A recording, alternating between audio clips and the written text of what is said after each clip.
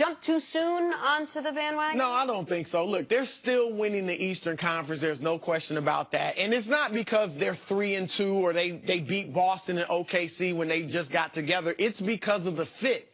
LeBron James doesn't need a lot to win the Eastern Conference. Now he's got youthful guys that can defend. And by the way, I'm not saying they're a great defensive team yet, but they were the worst, arguably the worst defensive team in the league, right? Not playing at not even a championship level, maybe not even a conference championship level, okay? Now, since the trades, they are 9th in the league in defensive rating. They're 4th in the league in defensive field goal percentage. They're like 8th in the league in points allowed. This is incredible for a team that was at the bottom in defense. And I would argue that's without their best defender giving it all on defense in LeBron. LeBron is Which still he may clearly, not be able to anymore. Well, he might not. I don't think he can channel the defender he was in 2012 when he should have won Defensive Player of the Year. I don't think he can get to that level. But I still think you can still see LeBron, because he's leading the league in minutes, because he's played every game, and because the offense revolves around him so much, he is really biting his energy defensively. I think in the playoffs, when you don't have any back-to-backs, when a lot of times you have 2 days, not only 1 day, 2 days between games, you're going to see LeBron take it to another level defensively, which if the team, like you're saying, maybe 9th in the league is a little over. I know that's what the number is. They have the capabilities, though, to beat that type of defensive team. Because they're long. Yep. The thing people don't realize, or I think have overlooked about the players they acquired, is Rodney Hood's 6'8". Larry Nance, we know he's big. They got length in addition to shooting, and everyone they acquired is 25 except for George Hill. So what happened yesterday? So with all that said, why did they lose? They lost because the starters other than LeBron scored 14 points. The fewest points that non-LeBron starters have scored in any game in his entire career. Those guys played 62 minutes, went 6 for 28 from the field, 0 of 10 from 3, and only had 1 assist to go along with those 14 points. That's what happened. They got outscored 9-0 to start the fourth with LeBron on the bench. They weren't able to close that gap. Right now they're running a very basic offense. LeBron figured out try to hit guys for an open shot, and in the game, as you mentioned, Jenna, that they lost to Washington, 8 for 35 from 3. Yesterday, 8 for 34 from 3. Chris, you and I can disagree about whether or not they're shooting too many threes. I like how many threes they're shooting. You don't. But the reality is, when you are shooting that many, if you're not hitting at least 30% of them, I mean, and 30%'s low, but at least 30% of them, that's going to give you a shot to win, and you probably need to hit about 35% of them to be a favorite to win those games. Yeah, look, I'm not saying abandon the three-pointer. They are a good three-point shooting team. I'm just saying the bar is not win the East. They're winning the East. They're beating Boston. I don't care how well Washington's playing without John Wall. They're beating all of these teams. The bar is Golden State or Houston. And I don't think they're going to win a three-point shooting contest with Golden State or Houston. Not 4 times out of 7. And all I'm saying is you have to have other things you can go to if the jumper isn't going.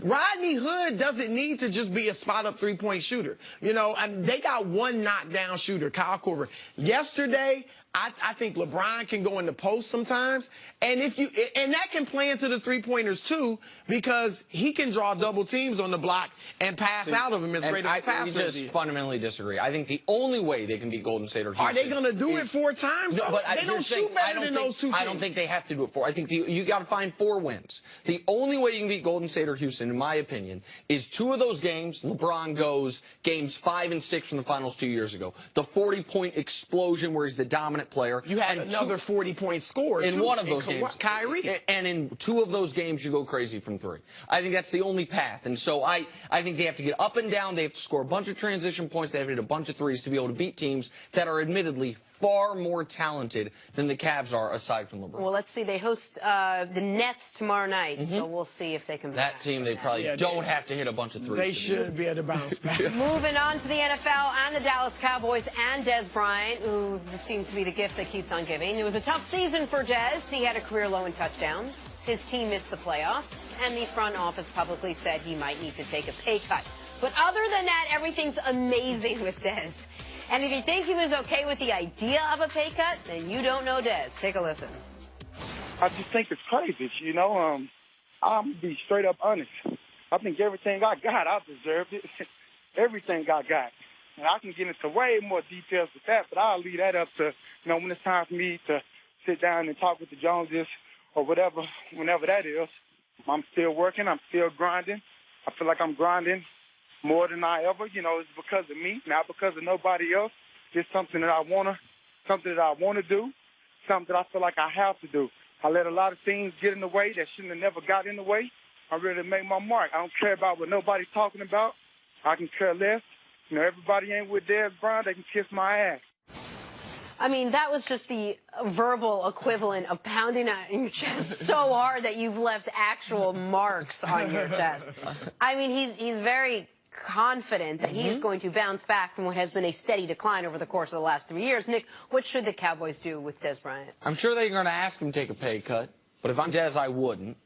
And you think they'll definitely ask him? I think they'll ask him. I think they'll come to him and say, hey, listen, right now he's got a $12.5 million salary for the upcoming year. He's got a $16.5 million cap hit.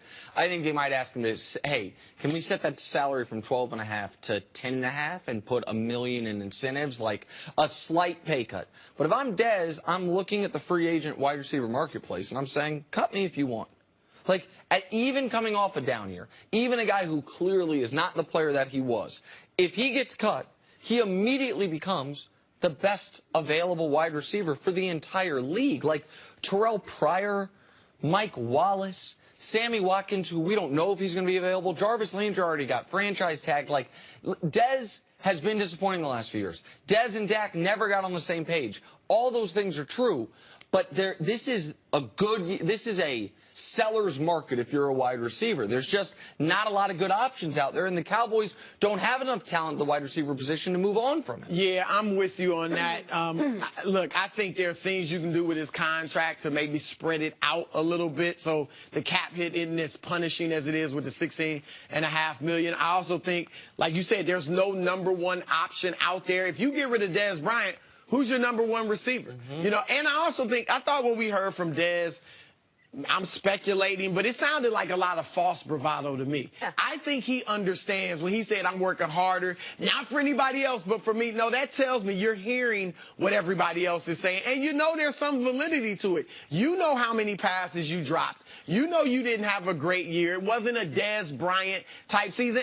And you haven't been that guy for a few seasons. He's only 29 years old. I think he's going to work as hard as he ever has this offseason to try to come back and have a bounce back year. Where I disagree with you, Nick, I'm not sure they go to him and ask him to take a pay cut. I think they would be justified in doing it, but I think they also are concerned that he's so temperamental that if you ask him, you could lose him, he could cause problems. And I think Jerry Jones might be better served than going and say, look, Des, we know you didn't have your greatest year. We know you can play much better, but we believe in you. We're not asking you to take a pay cut. Forget what you've read and heard. We're looking for you to have a great bounce back year. Go out there and work hard and prove all these people wrong. If he doesn't do it, if it's the same Des Bryant we saw last year, then you can cut him after. Am I the only one here that thinks, oh, just because now he wants to have a good year, or now that the naysayers are saying something, or he's hearing all this noise, and he's just going to go out there and suddenly after 3 or 4 years of being on a steady decline, coming off the year he had last year, he's suddenly going to work harder and be the wide receiver that we used to know? I don't think he can be the wide receiver that was top 3 in the league for a 3-year stretch. But I also think he can be better than he was last year. What was keeping him from that? I don't know the answer. But I don't think his skills have atrophied so much. Okay. I don't think his physical abilities atrophied so much that he's just now a mediocre wide receiver. I think now if he's bad again, if it's a 4th straight decline, then it's done for him. And that's where we're at. Every once in a while we come across an athlete on this show that fires this